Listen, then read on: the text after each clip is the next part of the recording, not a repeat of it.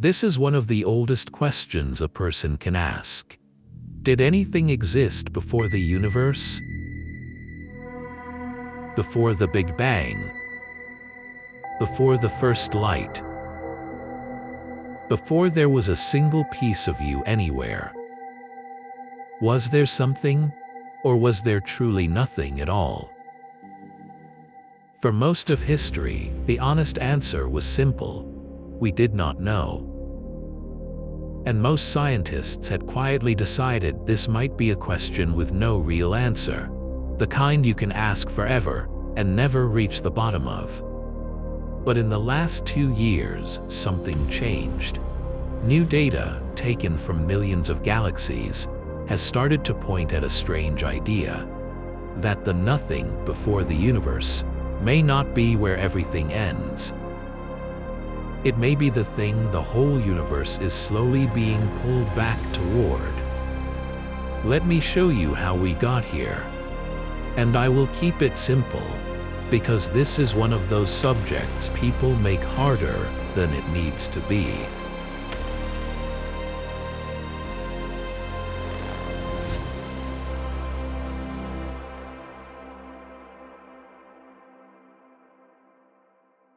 People were asking this long before we had any tools to answer it. Thousands of years ago, the Greeks decided the universe must just go on forever, with no beginning and no edge. On the other side of the world, Hindu and Buddhist thinkers pictured something different. A universe that is born, dies, and is born again, over and over, like a breath going in and out. Different stories. The same question underneath all of them. Then we built telescopes, and the question got sharper. Here is the one number you need. The part of the universe we live in is about 13.8 billion years old. That is too big to feel, so shrink it. Imagine all of cosmic history squeezed into a single year. On that calendar, the first stars switch on in spring. Our sun does not show up until September. The dinosaurs arrive on Christmas Day and are gone a few days later. And every human who has ever lived fits into the last few seconds before midnight on December 31st. Your whole life is a flicker too fast to see. Now here is the question. What came before that calendar even started? Before the first day of January? Before the page? And the most honest thing I can tell you is this: we do not know. The scientists who study this for a living are the first to admit it. One of them, a physicist named Latham Boyle, basically said it would be silly to expect us, this early, to already understand how the universe began. That sounds like a weakness. It is actually the opposite. It takes more guts to say, "We are not sure yet," than to pretend you have it figured out. So, everything coming up is not a stack of facts. It is the best picture we can build of something nobody has ever seen. And the closer we look at that picture, the less the beginning looks like a beginning. And the more it looks like something that comes back around. But to ask what came before, we first have to look at the oldest thing we can still see.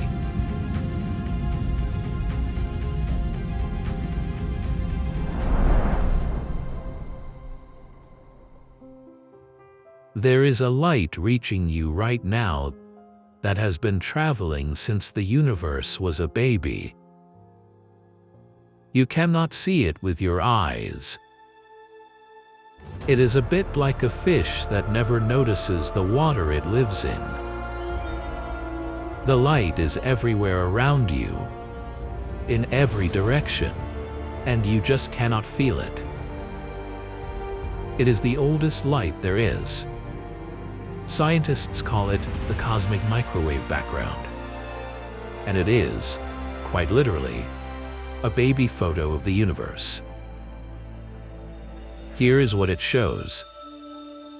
For its first few 100,000 years, the universe was a thick, hot fog. Light could not get through.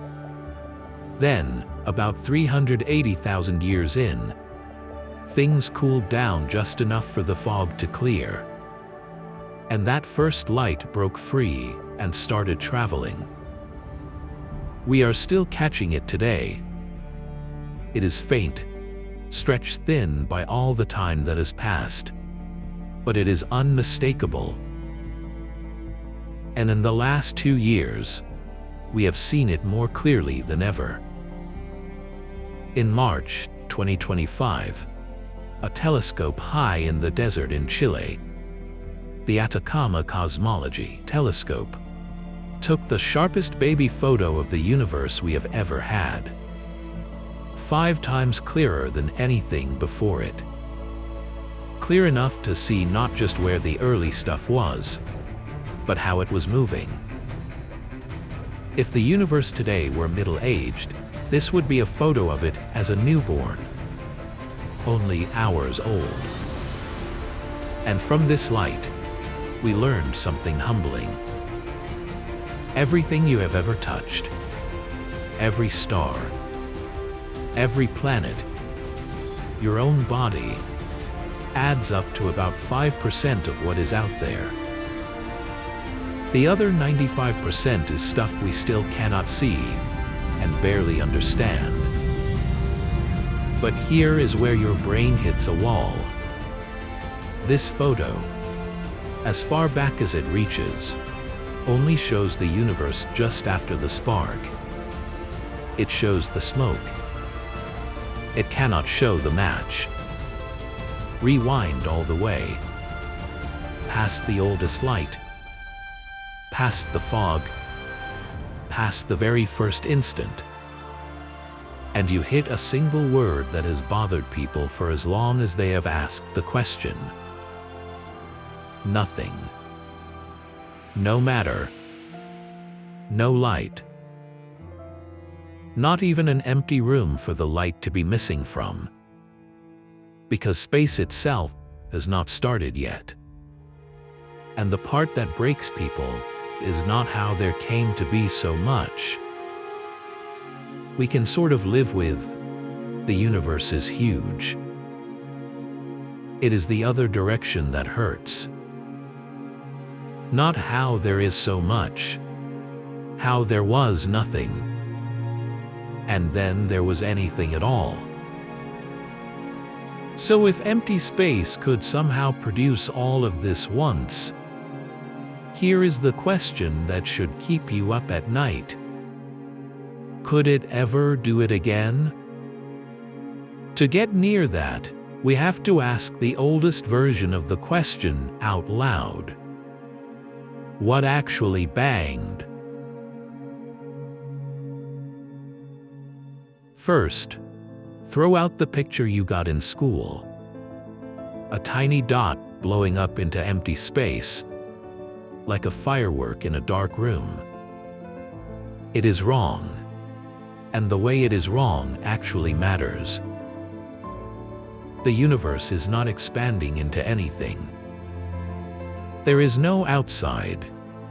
There is no edge it is rushing toward. When we say space is expanding, we mean the distance between things is growing everywhere at the same time. Think of raisins in a loaf of bread baking in the oven. As the dough rises, every raisin moves away from every other raisin.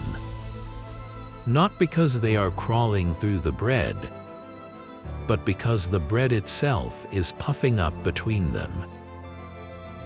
There is no edge to the loaf.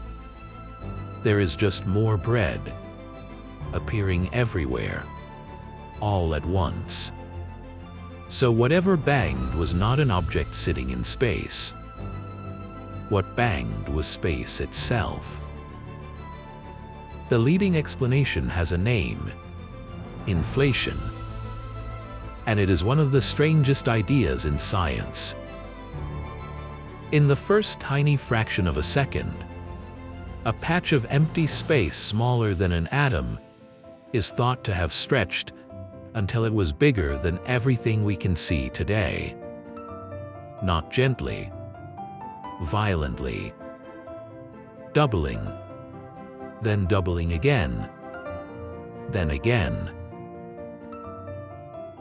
The man who first worked this out, a young physicist named Alan Guth, wrote 2 words in his notebook the night the math clicked. Spectacular realization.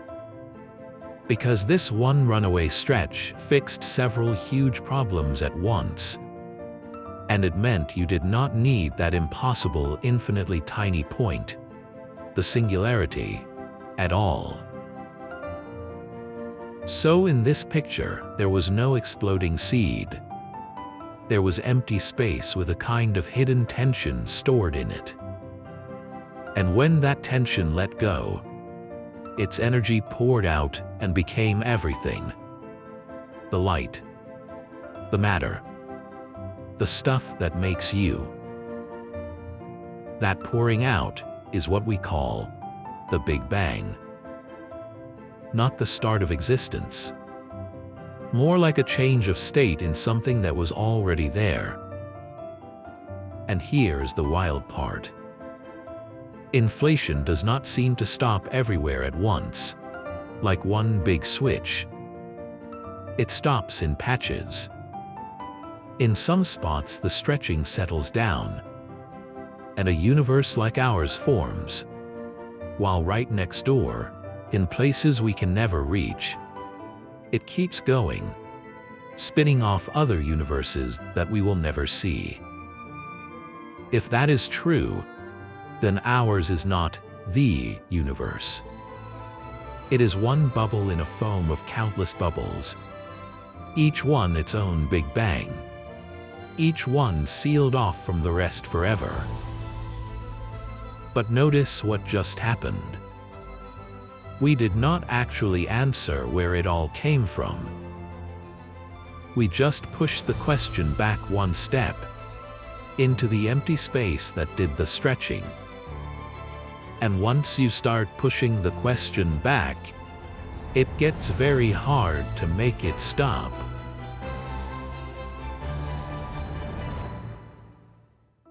This is the part that quietly breaks people.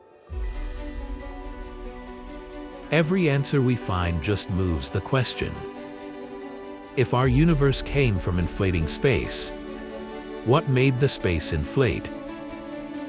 If it came from an earlier universe, what came before that one? It feels like climbing down a ladder in the dark and never hitting the ground.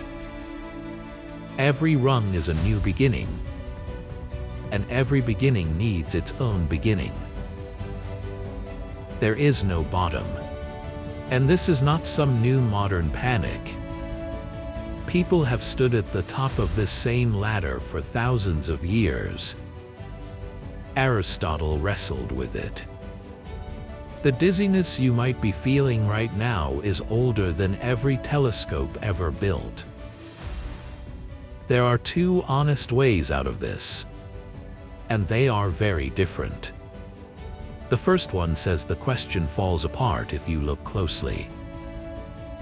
Time itself may have started with the Big Bang. Not just stuff inside time. Time itself switched on at that moment, the same way space was.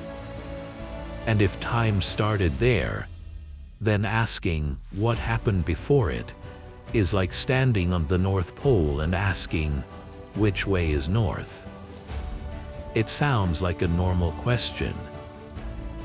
But there is no direction left to point, because you are already standing on the spot where that direction runs out. The word before just stops meaning anything.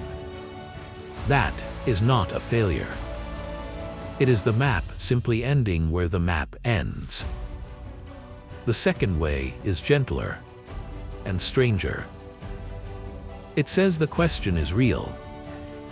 We have just been asking it in the wrong shape. We keep hunting for a first thing, a starting line, a page one. But what if there was never a page one? What if there was only ever a rhythm? In and out and in again. Think about your own breathing.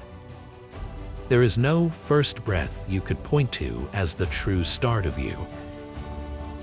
In that picture, the before does not disappear. It just changes shape. It stops being a scary empty place and becomes something familiar. The breath right before this one. For a long time, that was as far as we could go. We could imagine the breath. We could draw it on a board and admire how neatly it closed the loop. We just had no way to know if the universe was actually taking one. Until 2025, when the data did something almost nobody saw coming.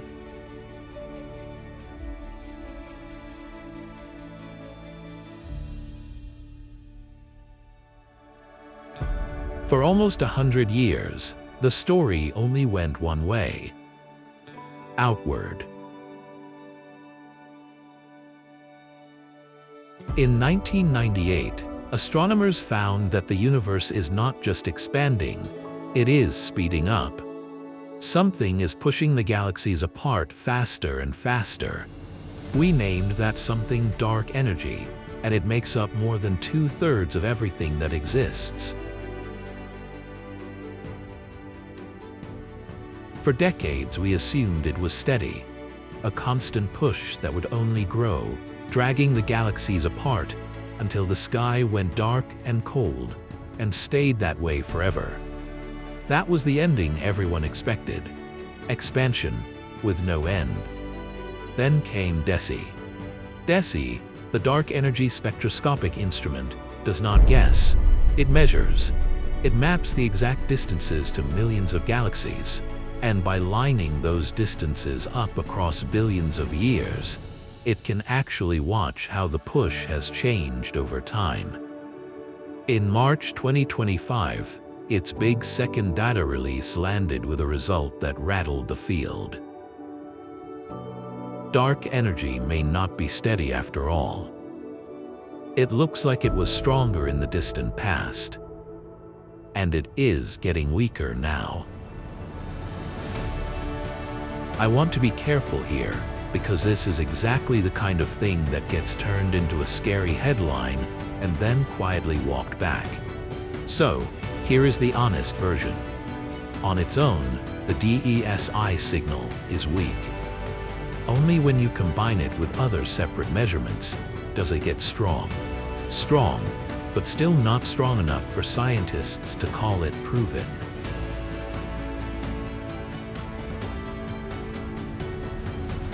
Some careful researchers look at the same numbers and are not convinced. So this is not settled.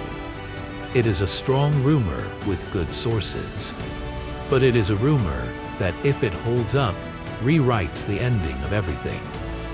Because dark energy that is fading is dark energy that can lose. Slow the expansion down enough, and gravity, patient, ancient, always pulling, starts to win back the ground it lost. The galaxies stop drifting apart. They pause. And then, over spans of time that dwarf everything that has happened so far, they begin falling back together.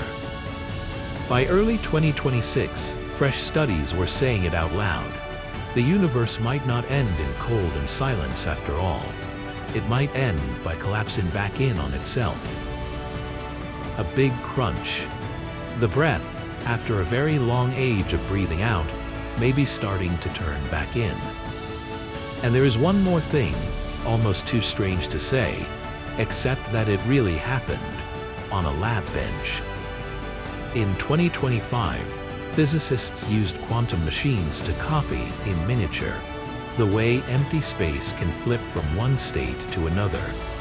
The same kind of flip in nothing, that may have lit the Big Bang in the first place. They watched the void behave like something restless and alive, something that could turn over in its sleep. It was only a simulation. Nobody was in danger. But it tells you something about the word we throw around so carelessly. Nothing is not still. It is not empty the way the word pretends. It holds structure and tension and the quiet ability to become. If you have followed the universe this far, all the way out to the edge of its own ending, then this is the kind of question you actually carry around with you. So, before we follow it home, do one quick thing. Leave a like and tap the hype button just below. It takes a few seconds, and it is the difference between this video reaching a handful of people and reaching the ones lying awake tonight, asking the exact same question you are. Then, let us get back to that breath turning inward and see where it leads.